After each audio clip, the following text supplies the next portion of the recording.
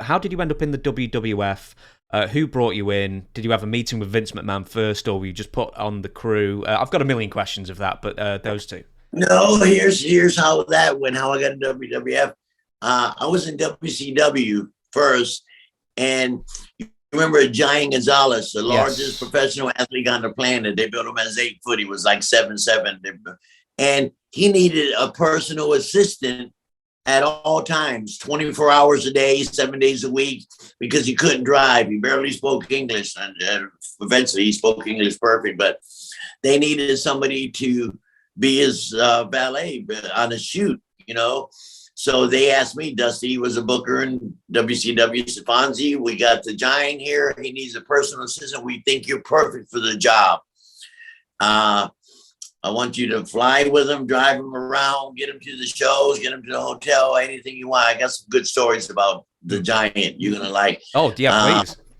So we were all on a set pay for WCW. So a new management came into WCW. His name was Jim Herd. Mm-hmm. He had nothing to do with wrestling. He was a manager or a big shot in like Pizza Hut, the chain. He was like a big supervisor, whatever the fuck he did in corporate world. So they wanted him to come in and shave some, because we had a lot of big expenses. So the first thing Jim Herd says to me and the Giant, hey, we want you guys to take a pay cut. These figures aren't exactly true, but I'm gonna give you similarity. So say the Giant was making 400,000 for the first year, 500,000 for the second year, and 600,000 for the third year. And I was making, 6 figures small, 100 first year, 125, 150 the third year. So Jim Herd wanted to come in and shave some of the big expense. So he asked me and the Giant, hey, we want you guys to take a pay cut, to keep. We didn't want to take a fucking pay cut. That's not in our contract. No way. So the Giant came to me and said, Fonzie, they want us to take a pay cut. I don't want to do that. What are our options, Fonzie? I said, well, you can go back and play European basketball. That's where we found them at, in European basketball, because Ted Turner owned the Atlanta Hawks, the basketball team. They wanted to bring him over to that, but he couldn't pass an inspection for NBA because his knees had already been damaged a little bit. So they said, hey, don't worry, Giant, if you don't make the NW the basketball, we have a wrestling company, we'll make you a big star. So they wanted to take a pay cut. We said no. And the Giant said, what are my options? I said, well, you can go back and play European basketball, or you can go to Japan and just wrestle maybe 20 weeks a year like Bruiser Brody. And because you're a novelty piece, you're the largest pro athlete. Even if he couldn't work that good, he was just, he would draw because he was the largest athlete on the planet. And he says, Fonzie, you know anybody in WWF that we can call? Maybe Vince would take me and you. I said, yeah, I know J.J. Dillon. He's the assistant booker for Vince McMahon. And he said, well, call him. So I called J.J. Dillon. I had worked with J.J. in Florida quite a bit. And so I called J.J. Dillon up. I said, J.J., this is our deal.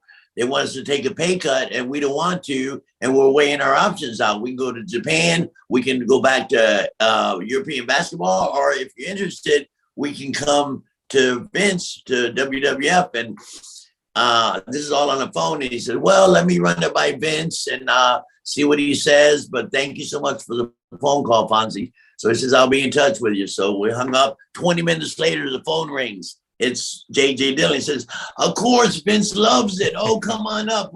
When can you come up and have a meeting with Vince? I says, anytime, J.J., because the Giant just had an operation on his foot. He had like a spur, so he was out for 2 weeks. So it was perfect timing. I said, well, he said, can you guys fly up tomorrow? I said, yes. So I said, the Giants got up in first class because he's 8 foot tall. And me, you can put me in coach or whatever. So JJ sent us 2 first class tickets to Connecticut. He had a driver pick us up. And we went right to Vince's house. Usually you would go to Vince's office at, in Stanford. That's a sign he was really interested then, wasn't it, if you went to the mansion? Right. We go right to Vince's home and he welcomes him in. He's amazed at the giant, and he says, "Oh, I know you too, Fonzie. You're athletic, you move around, you're a great referee." I said, "Thank you, Vince." And I said, "We're a package deal, because I'm his personal assistant, plus I referee. So you get two things in one." And he says, "JJ, give him a job." And I said, "Well, we still have to finish up in WCW, and they owe the Giants $60,000 for his next check." He says, "Don't even go back to WCW. Fuck them people. You come with me. JJ, write the Giant a check out for $60,000. That's a signing bonus." The Giant says to Vince, "Hey, Vince, I haven't been home for Christmas in 3 years. Can I start in January?" And Vince said, "Oh, of course, we'll give us time to come up with your gimmick and all that." And he says, "Fonzie, do you want to start in January too with the Giant?" I said, "No, sir. I like to start as soon as possible." And he says, "JJ, get Fonzie, put him on the booking sheet." So they added me on the booking sheet, and JJ's giving me some name of the towns, and it says MSG. And I said, "JJ, where's MSG?" He said, "Fonzie, that's Madison Square Gardens, because WCW never ran up there because that's Vince's territory." So my first week in WWF was going to Madison Square Gardens because I was blown away. The biggest name, the biggest venue on the planet. Nobody's bigger than Madison Square Gardens. You can name 20 venues. Nobody. So I was thrilled. So that's how we got to WWF, me and the Giant. Can I ask then? This is just a very quick question. Then I'll ask the major question: is if you were the personal assistant to Jorge, were you then on ring crew as well with the rest of the referees, or were you not? No.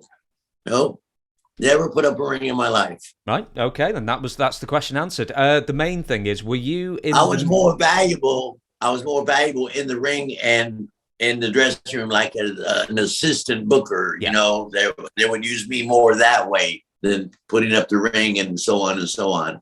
When you're in, or were you in the meeting with Vince when they pitched the outfit to Giant Gonzalez with the body spray and the fur and everything? Did you look at that and go, "What?"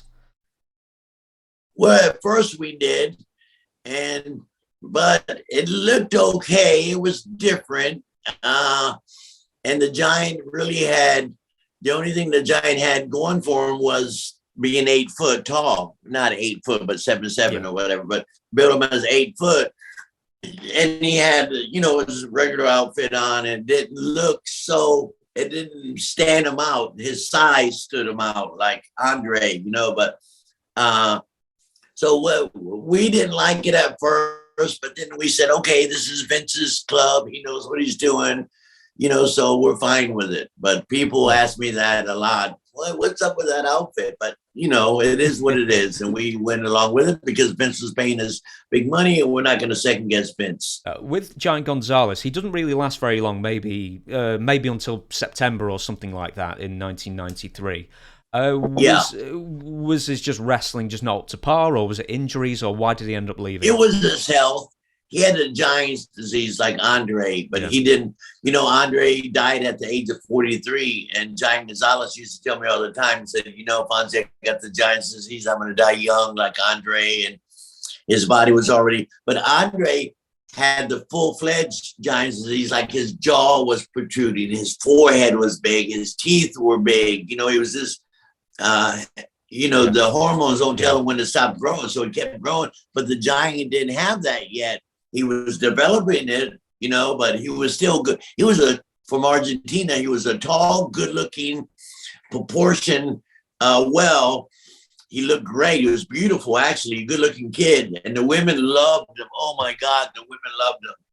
The women loved him. So acromegaly is the disease. Yes, exactly. We call it the Giant's disease. It's short, but he ended up dying at 47, I think, 47 years old. And it used to break my heart when he used to tell me, "Fonzie, I'm going to die early," But the reason he left, because his knees were already given out. He had made a couple $1 million from WCW and Vince and all that, so he was set. So So he didn't need to put his So body through that, all the travel schedule and road schedule. Yeah, and traveling was different. It was getting more difficult as time went by because we were working 7 to 10 days straight and then home 3. Work 7 days, home 3. Work 10 days, home 3. And it was just repetitive week after week after week. And it just was not kosher for the Giant to make all those trips. It was wearing them down.